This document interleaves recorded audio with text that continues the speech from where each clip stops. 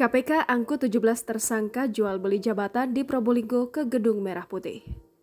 Komisi Pemberantasan Korupsi mengangkut 17 tersangka kasus dugaan suap jual beli jabatan di lingkungan pemerintah Kabupaten Probolinggo tahun 2021. Mereka semua sedang dalam perjalanan ke Gedung Merah Putih KPK melalui jalur darat.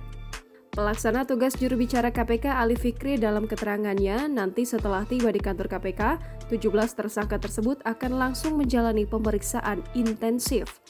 Sebanyak 17 orang yang diboyong KPK merupakan aparatur sipil negara di Probolinggo.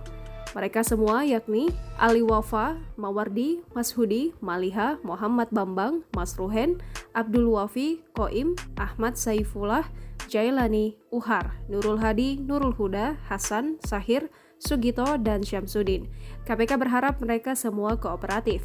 Total menetapkan 22 orang sebagai tersangka kasus dugaan suap jual beli jabatan kepala desa di lingkungan pemerintah Kabupaten Probolinggo tahun 2021.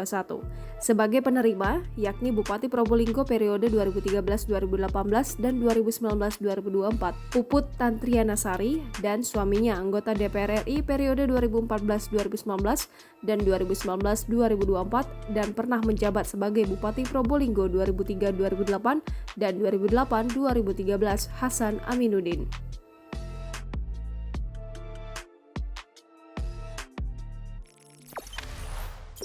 Jangan lupa subscribe, share, komen, dan like ya!